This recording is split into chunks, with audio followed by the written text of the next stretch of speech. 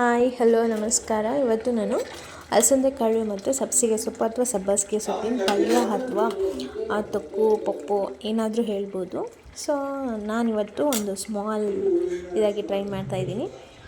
ತುಂಬ ಚೆನ್ನಾಗಿರುತ್ತೆ. ಸೊ ನೋಡ್ಕೊಂಡು ಬರೋಣ ಬನ್ನಿ ಹೇಗೆ ಮಾಡ್ತೀನಿ ಅಂತ. ಮೊದಲಿಗೆ ಅಲಸಂದೆ ಕಾಳನ್ನ ಮಾಡೋಕ್ಕಿಂತ ಮುಂಚೆ ಓವರ್ನೈಟ್ ಅಥವಾ ಸಂಜೆ ಮಾಡೋ ಹಾಗಿದ್ದರೆ ಬೆಳಿಗ್ಗೆ ನೆನೆಸಿಡಬೇಕು. ಸೊ ನಾನು ಇಲ್ಲಿ ಕುಕ್ಕರಿಗೆ ನೆನೆಸಿಟ್ಟಿರೋ ಅಂತಹ ಅಲಸಂದೆ ಕಾಳು ಒಂದು ಸ್ವಲ್ಪ ಸಾಲ್ಟು ನೀರು ಹಾಕ್ಕೊಂಡು ನಾನು ಒಂದು 3 ವಿಷಲ್ ಕೂಗಿಸ್ಕೊತೀನಿ. ಅಂದರೆ ಬೇಗ ಒಂದು 2 ವಿಷಲ್ಗೂ ಆಗುತ್ತೆ ಅಥವಾ ಒಂದು 3 ವಿಷಲ್ ಆದರೂ ಇದು ಮಾಡ್ಕೋಬೋದು. ಸೊ ಇದಕ್ಕೆ ನಾನು ಸ್ವಲ್ಪ ಶುಂಠಿ ಬೆಳ್ಳುಳ್ಳಿ ಪೇಸ್ಟು, ಸ್ವಲ್ಪ ಕರಿಬೇವಿನ ಸೊಪ್ಪು, ಹಸಿಮೆಣಸಿನ್ಕಾಯಿ ಮತ್ತು ಕೊತ್ತಂಬರಿ ಸೊಪ್ಪು ಹಾಗೆ ಜೀರಿಗೆ ಇಷ್ಟನ್ನು ಹಾಕಿ ರುಬ್ಕೊಳ್ಳೋದ್ರಿಂದ ಆ ಒಂದು ಟೇಸ್ಟ್ ಇರುತ್ತಲ್ಲ ಅದು ತುಂಬ ಸಕ್ಕತ್ತಾಗಿ ಬರುತ್ತೆ. ಒಂದು ಸಲ ಟ್ರೈ ಮಾಡಿ ಇದನ್ನು. ಇಷ್ಟನ್ನು ಮಿಕ್ಸಿ ಜಾರ್ಗೆ ಹಾಕ್ಕೊಂಡು ರುಬ್ಕೊಂಡು ಇಟ್ಕೊಳ್ಳಿ. ಸ್ವಲ್ಪ ತರ್ತರಿಯಾಗಿ ರುಬ್ಬಿಟ್ಕೊಳ್ಳಿ. ಸೊ ಒಂದು ಪಾತ್ರೆಗೆ ಎಣ್ಣೆ, ಸಾಸಿವೆ, ಜೀರಿಗೆ ಎಲ್ಲ ಹಾಕಿ ಸ್ವಲ್ಪ ಸಿಗೋವರೆಗೂ ವೆಯ್ಟ್ ಮಾಡಿ. ನಂತರ ಅದು ಪೇಸ್ಟ್ ಮಾಡ್ಕೊಂಡಿರ್ತೀವಲ್ಲ ಅದನ್ನು ಹಾಕಿ ಸ್ವಲ್ಪ ಆ ಎಣ್ಣೆಲೇ ಫ್ರೈ ಮಾಡಬೇಕು. ಯಾಕೆಂತಂದರೆ ಆ ಹಸಿ ವಾಸನೆ ಹೋಗಬೇಕು. ಏಕೆಂದರೆ ಹಸಿಮೆಣ್ಸಿನ್ಕಾಯಿ ಹಾಕಿದ್ದೀವಲ್ವ, ಸ್ವಲ್ಪ ಗ್ಯಾಸ್ಟ್ರಿಕ್ ಆಗೋ ಚಾನ್ಸಸ್ ಇರುತ್ತೆ. ಸೊ ನೀಟಾಗಿ ಎಣ್ಣೆಲೇ ಹುರ್ಕೊಳ್ಳಿ. ನೆಕ್ಸ್ಟು ಒಂದು 2 ಈರುಳ್ಳಿನ ಈ ಥರ ಮೀಡಿಯಮ್ ಆಗಿ ಹೆಚ್ಕೊಂಡು ಆ ಒಗ್ಗರಣೆಲೆ ಹಾಕ್ಕೊಂಡು ಚೆನ್ನಾಗಿ ಫ್ರೈ ಮಾಡಿ. ಬೇಕು ಅಂದರೆ ಸ್ವಲ್ಪ ಸಾಲ್ಟ್ ಹಾಕ್ಕೊಂಡು ಫ್ರೈ ಮಾಡ್ಕೊಳ್ಳಿ. ಇದರಿಂದ ಬೇಗ ಈರುಳ್ಳಿ ಎಲ್ಲ ಬ್ರೌನ್ ಆಗುತ್ತೆ. ನೆಕ್ಸ್ಟ್ ಇದಕ್ಕೆ ಒಂದು ಸ್ವಲ್ಪ ಕರಿಬೇವಿನ ಸೊಪ್ಪು ಹಾಕ್ಕೊಂಡು ನೀಟಾಗಿ ಫ್ರೈ ಮಾಡ್ಕೊಳ್ಳಿ.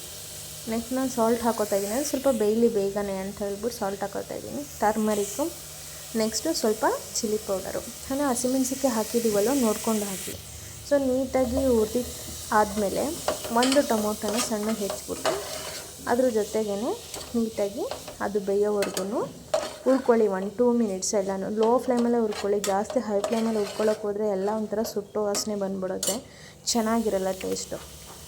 ನೆಕ್ಸ್ಟ್ ಇದಕ್ಕೆ ನಾನು ಕೋರಿಯಾಂಡರ್ ಪೌಡರ್ನ ಹಾಕ್ತಾಯಿದ್ದೀನಿ. ಸ್ವಲ್ಪ ಹಾಕ್ಕೊಳ್ಳಿ, ಜಾಸ್ತಿ ಏನು ಹಾಕ್ಕೊಳ್ಳೋಕೆ ಹೋಗ್ಬಿಡಿ. ಅಂದರೆ ನೀವು ಅಳತೆಗೆ ನೋಡ್ಕೊಂಡು ಹಾಕ್ಕೊಳ್ಳಿ. ನಾನು ಇಲ್ಲಿ ಸ್ವಲ್ಪನೇ ಮಾಡ್ತಾರೋದ್ರಿಂದ ನನಗೆ ಎಷ್ಟು ಬೇಕು ಅಷ್ಟನ್ನು ಹಾಕ್ಕೊಳ್ತಾ ಇದ್ದೀನಿ. ಇಷ್ಟೇ ಹಾಕಬೇಕು ಅಷ್ಟೇ ಹಾಕಬೇಕು ಅಂತ ಏನಿಲ್ಲ. ಸೊ ಇದನ್ನೆಲ್ಲ ಫ್ರೈ ಮಾಡಾದ್ಮೇಲೆ ಸ್ವಲ್ಪ ನೀರು, ಅಂದರೆ ಮಿಕ್ಸಿ ಜಾರಿಗೇ ಹಾಕ್ಕೊಂಡು ಅದರಲ್ಲೇ ಒಂದು ಸ್ವಲ್ಪ ಮಸಾಲೆ ಇರುತ್ತಲ್ವ, ಸೊ ನಾನು ಒಂದು ಸ್ವಲ್ಪ ನೀರು ಹಾಕ್ಕೊಂಡು ಚೆನ್ನಾಗಿ ಬೇಯಿಸ್ಕೊತಾ ಇದ್ದೀನಿ. ಇದು ಎಣ್ಣೆ ಬಿಡಬೇಕು, ಆವಾಗಲೇ ಅದು ಒಂದು ಟೆಕ್ಸ್ಚರ್ ಇದೆ ಅಂತ ಗೊತ್ತಾಗೋದು ನಿಮಗೆ. ಸೊ ನೀಟಾಗಿ ಹುರ್ಕೊಳ್ಳಿ. ಎಣ್ಣೆ ಬಿಡೋವರೆಗೂ ಲೋ ಫ್ಲೇಮಲ್ಲೇ 2 ನಿಮಿಷ ಬೇಯಿಸ್ಕೊಳ್ಳಿ. ಇಲ್ಲಿ ಕಾಣಿಸ್ದೆ ಅಲ್ವಾ, ಸೈಡಲ್ಲೆಲ್ಲ ಫುಲ್ ಎಣ್ಣೆ ಬಿಟ್ಟಿದೆ. ಈ ಥರ ಬೆಂದಿರಬೇಕು, ಆವಾಗಲೇ ಚೆನ್ನಾಗಿರುತ್ತೆ. ನೆಕ್ಸ್ಟು ಅಲಸಂದೆ ಕಾಳು ಏನು ಬೇಯಿಸ್ಕೊಂಡು ಇಟ್ಕೊಂಡಿರ್ತೀವಿ ಅದು ಫುಲ್ ಹಾಕ್ಕೊಳ್ಳಿ. ಸ್ವಲ್ಪ ನೀರು ಜಾಸ್ತಿನೇ ಇದೇನೆ ಅಂತ ಅನಿಸ್ಬೋದು ನಿಮಗೆ. ಸಬ್ಬಸಿಗೆಲ್ಲ ಬೆಂದು ಲಾಸ್ಟಿಗೆ ಆ ಒಂದು ಟೇಸ್ಟ್ ಏನಿರುತ್ತೆ ಚೆನ್ನಾಗಿರುತ್ತೆ. ನೀವು ಪದೇ ನೀರು ಹಾಕೋದ್ರಿಂದ ಆ ಟೇಸ್ಟ್ ಹೊರಟೋಗ್ಬಿಡುತ್ತೆ. ಸೊ ನಾನು ಒಂದೇ ಸಲ ನೀರು ಹಾಕ್ತಾ ಇರೋದು, ಪದೇ ನಾನು ಹಾಕಲ್ಲ. ಸೊ ಇದು ಟೇಸ್ಟ್ಗೋಸ್ಕರ ನಾನು ಒಂದು ಆಲೂಗೆಡ್ಡೆನ ಕಟ್ ಮಾಡಿ ಹಾಕೋತಾ ಇದ್ದೀನಿ. ಸ್ವಲ್ಪ ಬೆಂದ ನಂತರ ಸ್ವಲ್ಪ ಕಾಯಿ ತುರಿನ ಹಾಕೋತಾ ಇದ್ದೀನಿ. ಅದು ಸ್ವಲ್ಪ ಬೇಯಬೇಕು. ಆ ಹಸಿ ವಾಸನೆ ಎಲ್ಲ ಹೋಗಬೇಕು. ಒಂದು 2 ಮಿನಿಟ್ಸ್ ಬೆಂದಾದಮೇಲೆ ಸಬ್ಬಸಿಗೆ ಸೊಪ್ಪು ಹಾಕೋತಾ ಇದ್ದೀನಿ.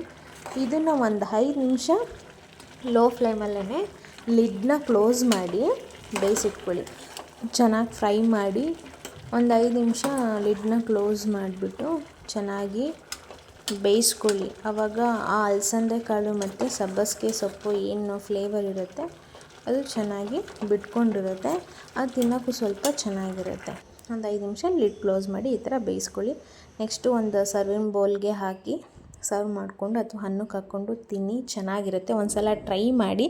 Thank you so much.